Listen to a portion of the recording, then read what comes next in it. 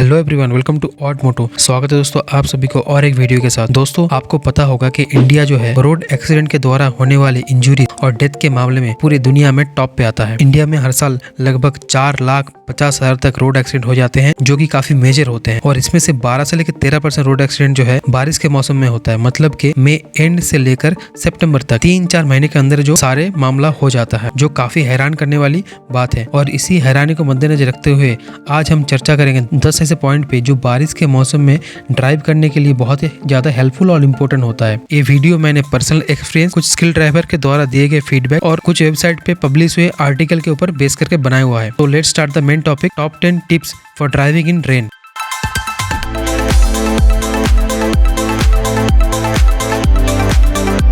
तो सबसे पहले नंबर 1 पे जो मैंने रखा है वह है check weather before leaving and pull over if already you are driving. तो दोस्तों सबसे पहले आप अगर घर से निकल रहे हो और निकलने के समय आसमान का हाल ठीक नहीं लग रहा है तो इंटरनेट पे अगले कुछ समय के लिए वेदर कंडीशन ज़रूर चेक करें। और अगर आप ऑलरेडी निकल चुके हो और बारिश हो रहा है तो आप ज़रूर चेक करें कोई हेवी रेन के लिए गवर्नमेंट की तरफ से कोई चेतावनी जारी तो नहीं किया गया। नॉर्मली क्या होता है, अगर हेवी रेन की संभावना होती तो government agencies red alert, orange alert जारी करता है। अपडेट लेके रखें आप। अगर आप वेदर कंडीशन से अपडेट रहोगे तो इससे आप कुछ अलग प्लान कर सकते हो। अगर आपके पास समय है तो आप रुक सकते हो। पहले पॉइंट में और एक चीज़ ऐड करना चाहूँगा, आप अगर ड्राइव कर रहे हो और बहुत तेज़ी से बारिश हो रही है और विजिबिलिटी एकदम कम हो गया है तो आपकी गाड़ी को किसी सेफ जगह पार्क कीजिए और रुक जाइए। जब तक बारिश रुक नहीं जाता या फिर हल्की नहीं हो जाती तब तक ड्राइव मत कीजिए।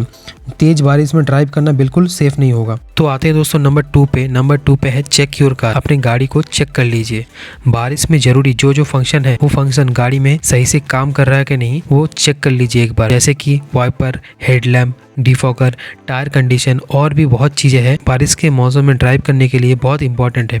अगर सही से फंक्शन नहीं कर रहा है, मल फंक्शन कर रहा है तो आपको ड्राइव करना बहुत ही परेशानी महसूस होगा। और ये सब फंक्शन अगर सही से काम नहीं कर रहा है तो रिस्क बहुत ही ज़्यादा बढ़ जाता है। तो ये सब चीज़ें प्रायोरिटी के साथ चेक कर लीजिए पहले ही। तो आते हैं आप गाड़ी में क्या क्या चेक करो। तो पहले ही आता है वाइपर का रबर पैड सही है कि नहीं आप चेक कर लीजिए एक बार, क्योंकि मानसून के पहले आता है समर सीजन और समर में इंडिया में हीट के वजह से वाइपर का जो रबर पैड है वो खराब हो जाता है, उसमें डिफॉर्मेशन आ जाता है, जिसके वजह से विंडशील्ड से वो सही से बारिश की पानी हटा नहीं पाता है। तो आप रबर पैड एक बार चेक कर ले या फिर अगर जरूरत महसूस हुआ तो उसको रिप्लेस भी करवा लीजिए। हेडलैम्प पे आप ये चेक कर लो कहीं पे माइनर स्क्रैच या डेंट के वजह से लीकेज वगैरह तो नहीं हुआ, कहीं पे डैमेज तो नहीं। अगर हेडलैम्प डैमेज रहेगा तो उसके अंदर पानी जा सकता है, पानी जाके हेडलैम्प को फ्यूज कर सकता है, जिसकी वजह से आपको परेशानी हो सकता है नाइट में ड्राइव करने के लिए। तो एक बार जरूर चेक करें। अगर उसमें स्क्रैच या फिर डैमेज है तो आप ट्रांसपेरेंट टेप के साथ उसको रिपेयर कर सकते हैं, या फिर आपके पास अगर बजट है तो उसका रिप्लेस ही करवा लीजिए। आपकी गाड़ी में अगर डिफॉगर फंक्शन है तो डिफॉगर सही से काम कर रहा है कि नहीं एक बार चेक कर लीजिए, ट्रायल तो ले लीजिए कम से कम एक बार। नेक्स्ट जो पॉइंट है दोस्तों,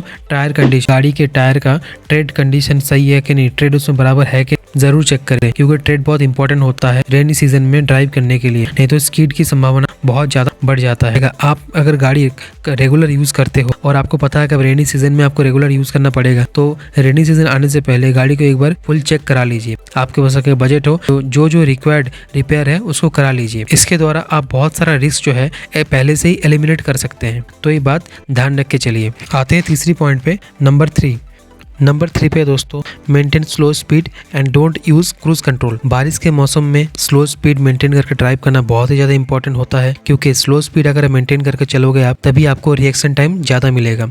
इसमें एक एग्जांपल लेते हैं। सपोज आप एक तेजी से एक गाड़ी को फॉलो कर रहे हो, आपका स्पीड और सामने वाला गाड़ी का स्पीड बहुत ज़्यादा तेज है या फिर एक अच्छी खासी स्पीड से आप दोनों निकल रहे हो और आपका सामने वाला व्हीकल जो है वो अचानक से स्किड करने लगा, ठीक है, तो आपका व्हीकल भी स्किड करने का चांस बढ़ जाता है, क्योंकि आपको रिएक्शन टाइम ज़्यादा नहीं मिलता है और आप हार्ड ब्रेकिंग कर बैठते हो।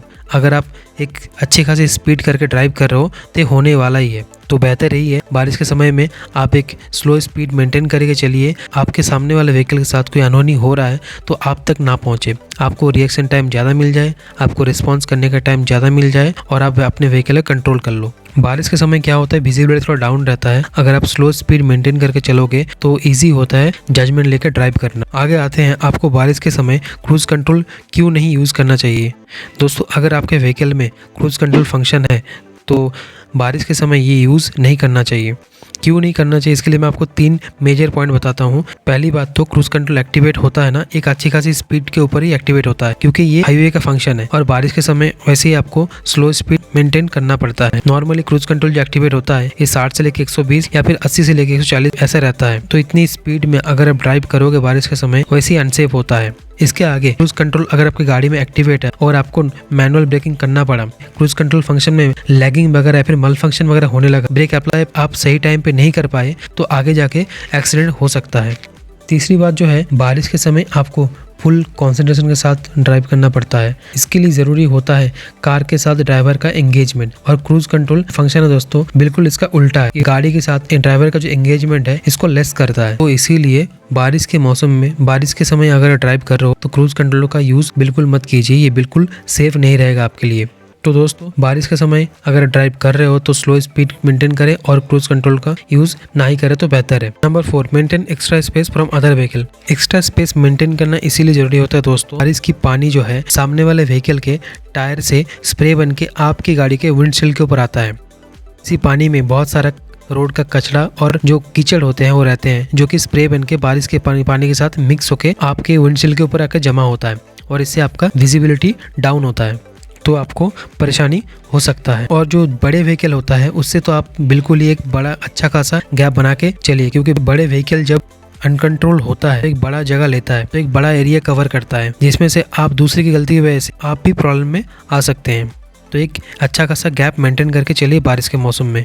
नंबर 5 पे है avoid hard braking and sudden movement. बारिश के मौसम में ड्राइव करते हुए आपको हार्ड ब्रेकिंग या फिर कस के ब्रेक करना नहीं चाहिए कभी भी, क्योंकि आप हार्ड ब्रेकिंग करोगे तो स्किड होने का चांस बहुत ही ज़्यादा बढ़ जाता है। और सडन मूवमेंट जैसे कि अचानक से गाड़ी को लेफ्ट टर्न, राइट टर्न या फिर रिवर्स नहीं लेना चाहिए। इससे क्या होता है कि स्किड होने का चांस बढ़ता है। ओवरऑल आपको बारिश के मौसम में ब्रेक, क्लच, एक्सीलेटर, ये सब जो फंक्शन है जो एक जेंटल वे में सॉफ्ट तरीके से यूज़ करना चाहिए, जिससे आप स्किड होने का चांस कम कर सकते हो।